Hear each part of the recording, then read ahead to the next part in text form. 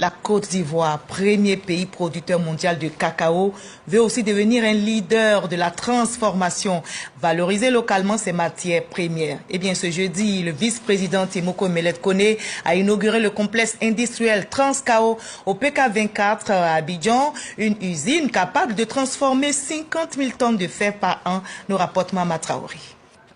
Du statut de premier producteur à celui de premier transformateur mondial de fèves de cacao. Dans la marche vers cette ambition, le gouvernement ivoirien vient de poser un pas de géant. Pas posé ici, sur ce site de 21 hectares, abritant le complexe industriel Transcao Côte d'Ivoire, dans la zone industrielle du PK24, Sisa Coupezeji, commune d'Anyama. Un complexe dédié à la transformation en produits semi-finis de fèves de cacao. 5 ans après la pose de la première pierre par le chef de l'État Alassane Ouattara, le vice-président de la République Timoko Emelet Kone procède ce jeudi à la mise en service de la firme. Les producteurs s'en réjouissent. C'est une merveille et on tend vers la souveraineté de la Côte d'Ivoire en matière de cacao.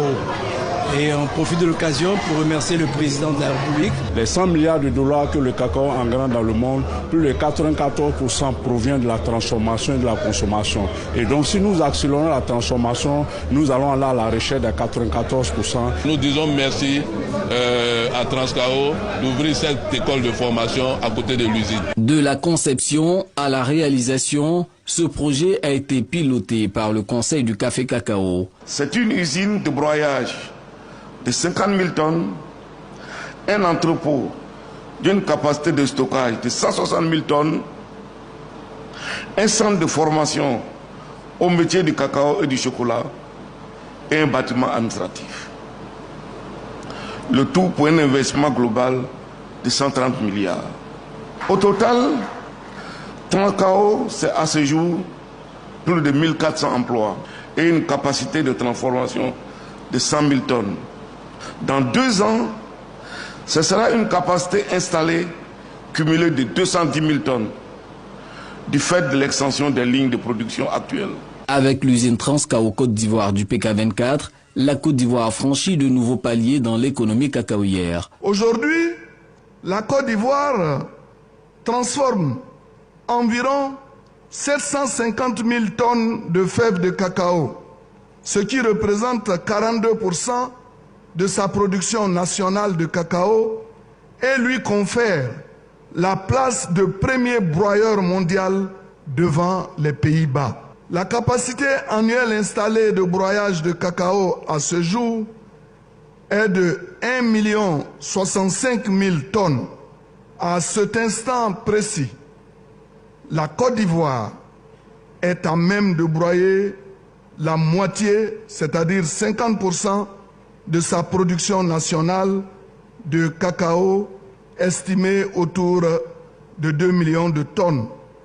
Là, malgré les effets du changement climatique. Cette usine du PK24 est la deuxième que détient Transcao Côte d'Ivoire, après celle basée à San Pedro. Transcao Côte d'Ivoire est le pôle industriel du Conseil du café cacao, organe régulateur de ces deux filières qui s'est donné pour vocation d'améliorer les revenus du monde paysan. Les amis, je pense que en Afrique, on a besoin des initiatives pareilles. Si réellement on veut se développer ou encore on veut avancer.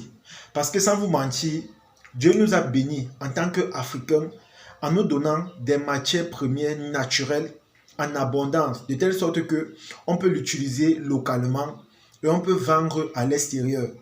Donc en gros, moi je pense que nous les Africains, on a tout pour être riches ou encore devenir des grandes puissances. Quand vous voyez par exemple l'Arabie Saoudite, aujourd'hui on reconnaît ce pays comme étant un pays riche. Pourquoi? Parce qu'ils ont le pétrole. C'est indispensable pour le fonctionnement économique dans le monde entier.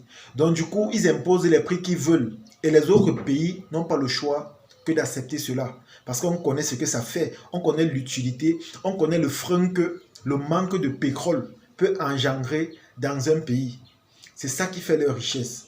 Vous allez voir qu'en Afrique, nous on a les matières premières. Au Cameroun par exemple, on a assez de matières premières pour faire le fer de tout un pays.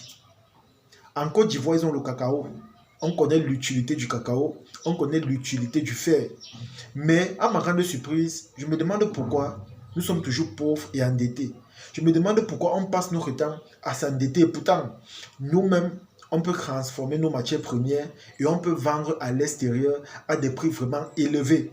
Ils n'auront pas le choix parce que c'est nécessaire pour eux, c'est indispensable. On connaît l'utilité de tout ça. Les pays se construisent chaque jour. Le fer a sa place. Le cacao est indispensable dans le monde entier. Nous connaissons ça, les amis. Mais vous allez voir, les gens viennent acheter notre cacao. Ils nous imposent des prix vraiment lamentables, des prix vraiment minables. On n'a pas le choix, on accepte. Et pourtant, notre matière est indispensable pour eux dans leur pays. Et ce qui est même encore choquant, c'est que non seulement ils viennent comme ça acheter notre cacao, ils partent transformer ça chez eux et ils nous imposent les prix auxquels ils nous vendent ce cacao-là. Et le cacao qu'ils nous vendent, c'est-à-dire le chocolat même en question, c'est un chocolat de seconde choix. Ce n'est pas la meilleure qualité. Parce que nous connaissons la meilleure qualité et on connaît le prix. Les amis, c'est tellement choquant. Moi, je pense que nous, les Africains, on doit se réveiller. Parce qu'on a tout pour être des grandes puissances. On a tout pour mettre la pression aux autres. On a tout pour hisser vraiment notre drapeau sur le plan international, vraiment très haut. Je pense qu'on doit se réveiller. Voilà ça que la Côte d'Ivoire a compris. Ils essaient déjà de mettre des initiatives en place pour que les choses se déroulent bien.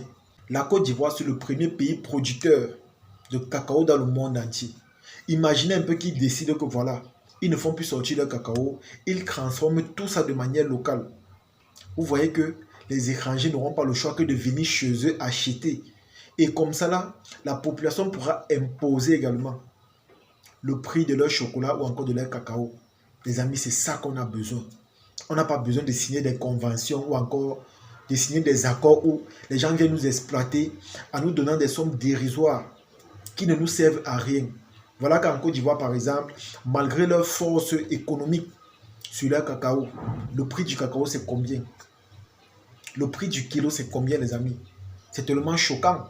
Quand tu entends qu'on vend le kilo peut-être à 2000 ou encore 1500. Et pourtant, eux, ils sont les premiers dans le monde entier en termes de production. Et on connaît l'utilité, surtout pour les pays où il fait froid. On connaît l'importance. Les amis, réveillez-vous. Réveillez-vous honnêtement. Parce qu'on a tout pour être riche, on a tout pour être à l'aise, on a tout pour être parmi les grands. Et on a tout pour développer notre économie de telle sorte que même la population soit à l'aise. On a tout pour créer des emplois, on a tout pour être au sommet. Et comme j'ai dit, je suis fier de voir que l'initiative a déjà commencé en Côte d'Ivoire. J'espère simplement que, comme ça commence là, ça va se propager. Parce que dans chaque pays d'Afrique, les amis, il y a les ressources, les matières premières naturelles que Dieu nous a bénis avec. Les Occidentaux ont déjà tout exploité pour eux. Mais nous, on a encore la chance ou encore cette capacité-là d'avoir pour nous saines et saufs. Mais sauf que parfois, on a des dirigeants qui préfèrent signer des accords pour que les autres viennent exploiter. Et pourtant, nous-mêmes, je pense qu'on a des ressources, on a le financement qu'il faut. On peut même aller jusqu'à s'endetter, si possible, pour créer des usines pour la transformation de ces produits-là. Je vous assure, ça sera utile. Au lieu de voir tout le temps comment les gens détournent des fonds, des milliards de francs pour aller manger en Europe et tout.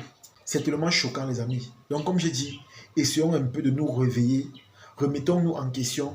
Et je pense que dans cette directive-là, on pourra changer beaucoup de choses. Parce que c'est faisable. C'est faisable.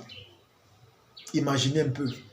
Quand moi je vous dis chaque jour que la Côte d'Ivoire, à la lueur où vont les choses, d'ici peu, deviendra la première puissance économique.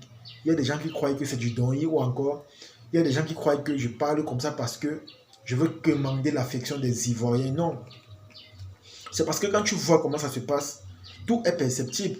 Ils ont tout pour le devenir. Je dis bien qu'ils ont tout pour le devenir. Ce qui me plaît, c'est qu'ils ont la volonté, ils ont l'engagement, ils ont des convictions, ils ont des objectifs. Ce qui est bien, c'est que ce n'est pas seulement sur des maquettes.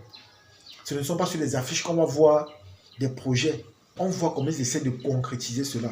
Et je pense que des choses comme ça, on doit prendre ça pour exemple. Parce que c'est vraiment important, les amis. En tout cas, c'est ici que se termine cette vidéo. J'espère que vous avez aimé.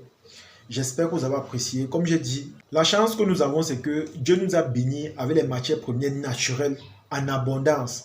De telle sorte que on peut exploiter ça pour devenir riche ou encore se hisser très haut sur le plan économique mondial. Mais malheureusement, comme j'ai dit, il y a ceux qui savent que c'est faisable ou encore réalisable, mais ils ne vont pas fournir les efforts pour que on puisse concrétiser les choses dans le but que voilà, demain ou après-demain, nous tous, nous serons bien ou encore à l'aise. En tout cas, tout ce que moi je peux dire, c'est que voilà, prenez exemple sur la Côte d'Ivoire parce que vous voyez déjà comment ils font des efforts pour améliorer quand même la situation économique dans leur pays. Prenez exemple sur eux. Parce qu'on peut le faire. Nous tous, on peut le faire. On nous a bénis. En Côte d'Ivoire, ils ont le cacao. Chez nous, on a le faire. Et on peut arranger ça, on peut transformer ça. On peut vendre ça cher. On peut imposer les prix. Donc, comme j'ai dit, c'est faisable. Mais il faudrait juste de la volonté et de l'engagement. C'est de ça qu'il s'agit. En tout cas, partagez la vidéo au maximum et on se dit à la prochaine. Ciao.